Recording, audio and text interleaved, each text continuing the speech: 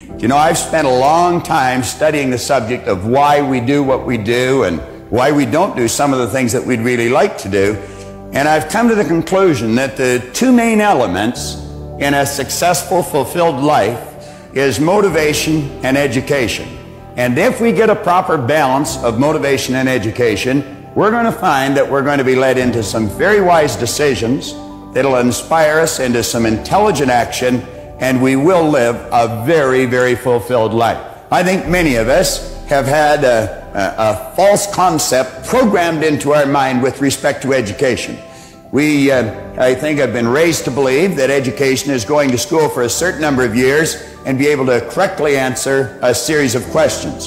But you know, many people will go to school all their life and be able to correctly answer the questions, but then when it comes to getting out into the marketplace and really making it happen, they just don't know how to compete. I found if you write a lie on a card and you read it often enough, you're going to start to believe it. And you know, William James, back around the turn of the century, he said, believe, and your belief will actually create the fact.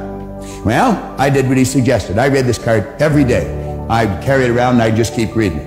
And one day one of the guys in the fire hall got a hold of it and they pulled the card away and they passed it all around. Everybody started to laugh. Proctor's going to get rich. I had a chap in a seminar the other day that he said the same thing had happened to him. He was in a seminar and he got one of these gold cards and they passed it around at work and he said, everybody laughed at me, but he said, I'm winning. Now, I didn't read the card in front of anyone any longer, but I kept reading it. I'd go to the bathroom, I'd sit in the toilet and lock the door and I'd read the card. Or I'd be driving down the street and I'd come to a traffic light and I'd haul the card out and I'd read it. Now, something very funny happened to me. 1 year later, I was earning $175,000 a year. Now, that's an enormous change, and it went well beyond $1 million in a year.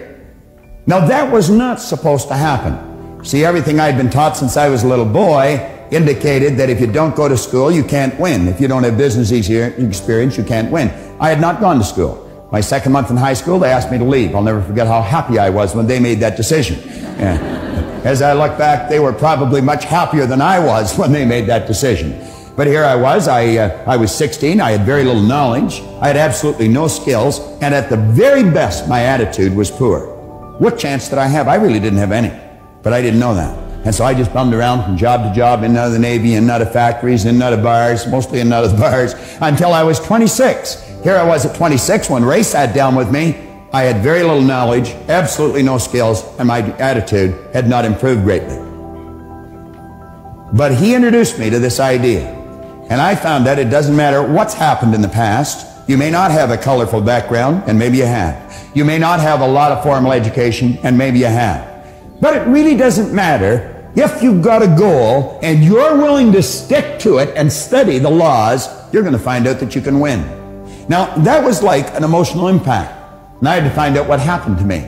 And so I made up my mind that someone had either written in a book or they were talking about it. And I made up my mind I'd read every book that was ever written if I had to. And I'm going to tell you, I have one of the finest libraries on personal development, psychology, the area of the mind that you're going to find anywhere.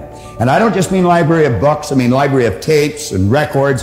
And I would travel anywhere in the world that I heard of a good seminar to find out more about myself. Find out more about you. Find out what makes us tick. And you know a strange thing? I found as I studied me, I understood you better. Because we are essentially all the same.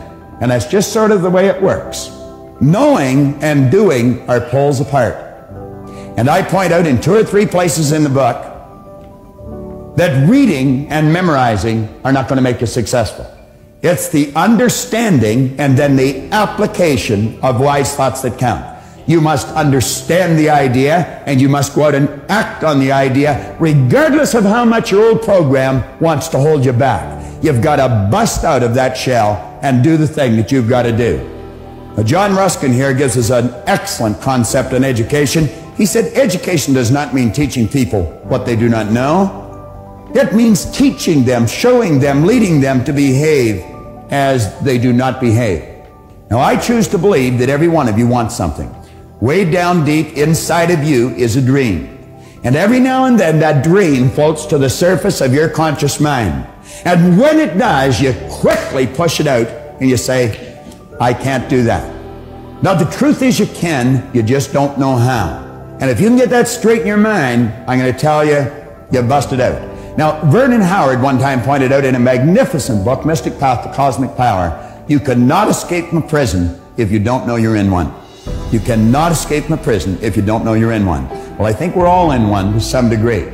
But that dream you've got that comes to your mind, I would suggest you look at it real carefully. We've got to do what's inside of us. Let's not go to the grave with the music still in us. Ralph Waldo Emerson said, do the thing and you'll get the energy to do the thing.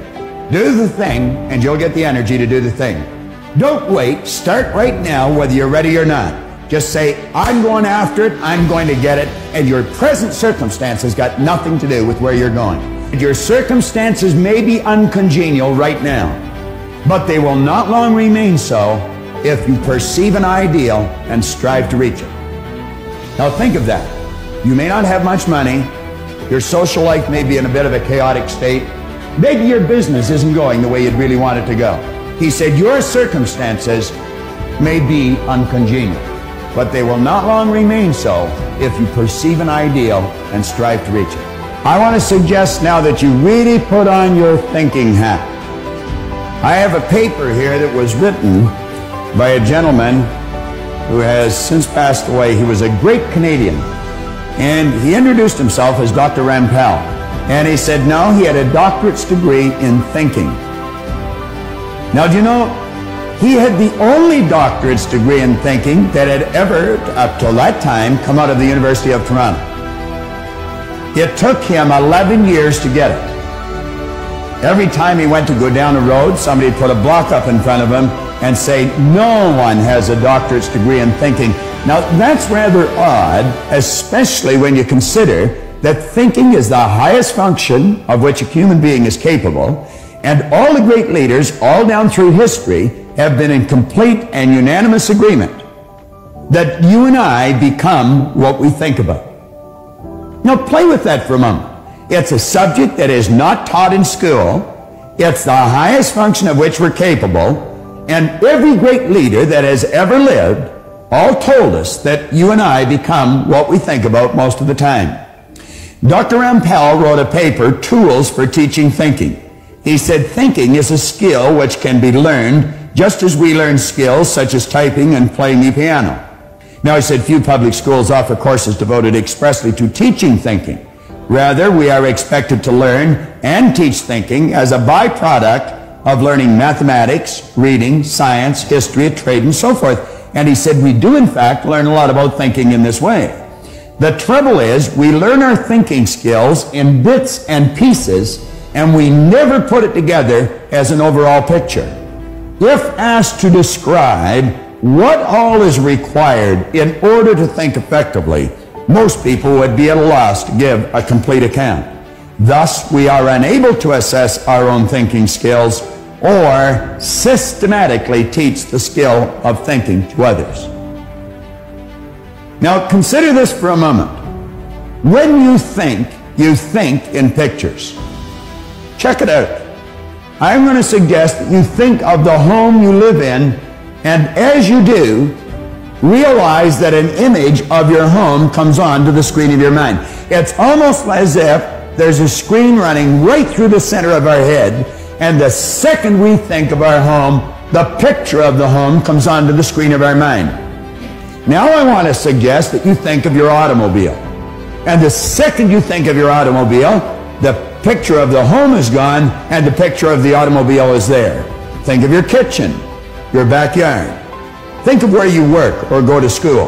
And bang, bang, bang, just like that, the picture changes. We literally think in pictures.